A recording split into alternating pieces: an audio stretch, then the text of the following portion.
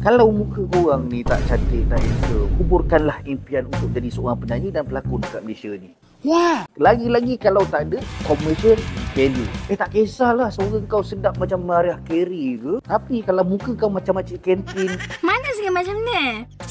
kuburkanlah impian tersebut dalam-dalam. Kalau betul lah bakat itu sahaja yang main peranan penting, maka orang yang dah menang pertandingan karaoke kat mana-mana, dah berjaya dah jadi artis. Tak ada lah diorang dah menang pertandingan sana sini, tapi masih lagi kerja bawa Grab, kerja jadi atlet jual mangga Datuk Ali Shukri, TV, label rakaman, muzik ni semua. Dia peduli sama ada mangkuk-mangkuk ni semua boleh jual ke tak. Kalau bahasa mudahnya, dia pedulikan ROI, return on investment. Kalau muka tak boleh jalan, bukan bermakna kau tak nak cari rezeki dalam industri hiburan ni, tapi kau kena ada benda yang lain daripada yang lain. Sebagai contohnya lah ya, kau ada kisah kehidupan yang boleh jadikan konten murahan, kau boleh ada perangai yang over sampai orang meluat dengan kau.